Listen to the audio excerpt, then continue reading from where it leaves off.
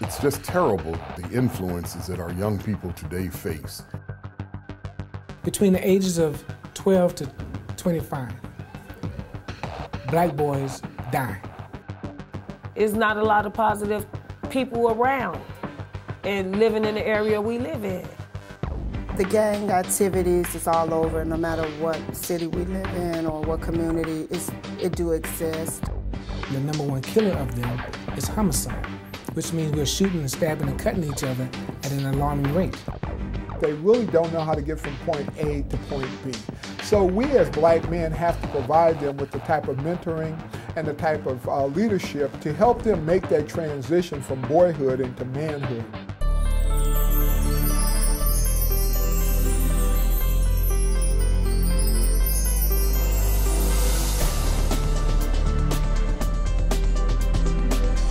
The 10-Step Rites of Passage program is a very unique program in the sense that it really provides comprehensive services for our young people. 95% of the young men that we are dealing with, they're growing up in a single-parent home.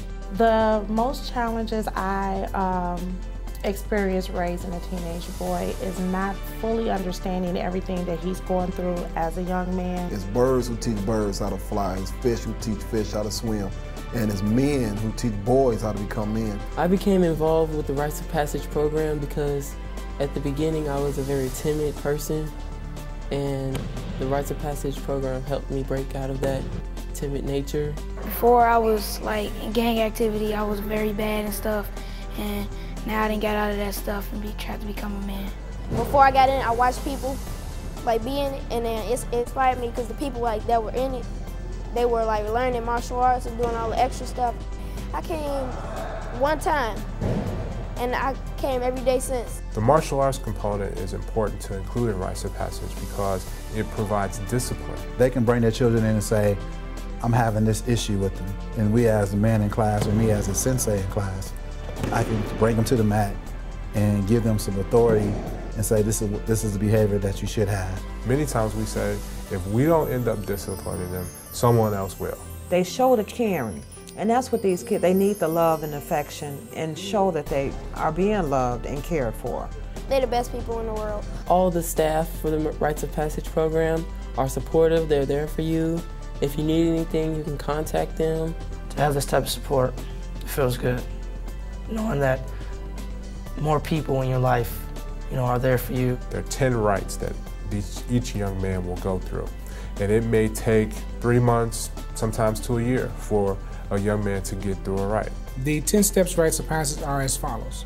The personal rite of passage. This is where we talk about the discipline, self-esteem, staying focused in life, and what is your gifts and what is your talents, where you're trying to go, set your goal on the personal rite of passage. The spiritual rite of passage talks about unconditional love and exploring spirituality. The economic rite of passage talks about how to make money, how to invest money, how to save money, and how to spend money. In order for them to make a transition from one rite to the next, they have to be able to show us that they have mastery over one of those rites. The political rite of passage says, we put you in, we can take you out.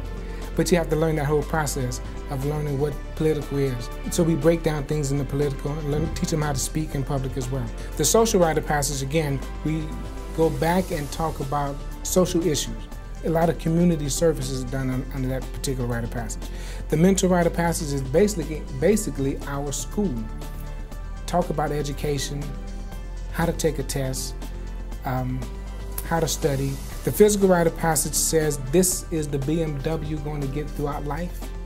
So treat it like that, and if not, you treat it like a broken down Volkswagen, that's what it's going to do. It's going to break down on you.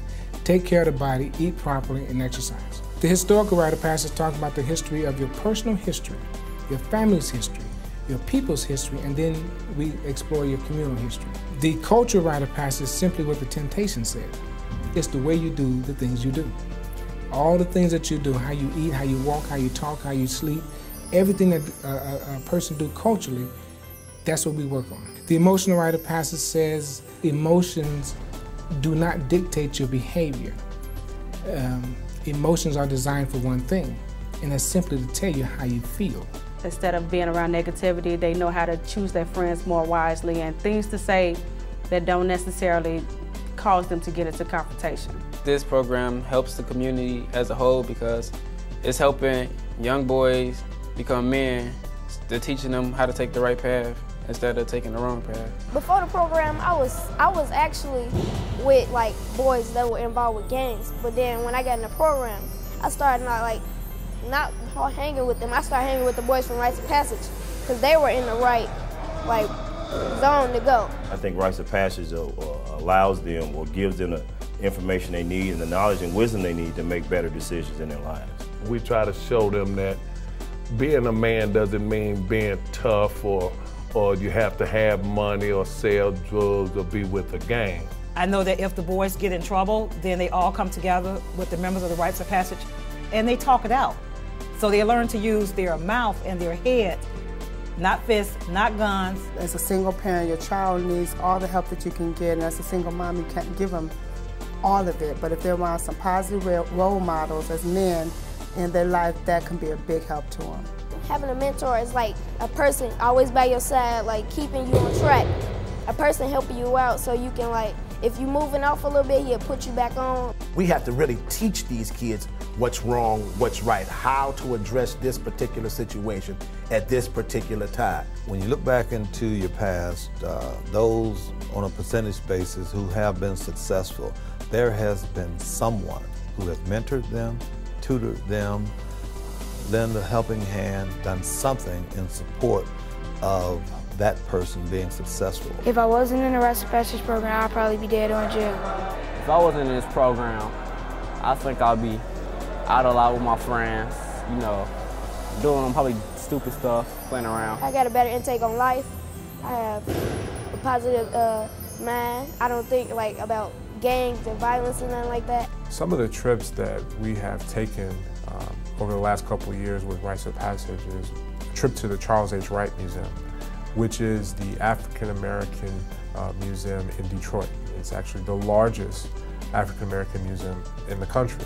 One of the other major trips that we've taken inside of the 10-step Rites of Passage is to the historically black colleges and universities. We took a trip to Morehouse, Clark, Atlanta, Tennessee State, Fisk. Just like a real good experience.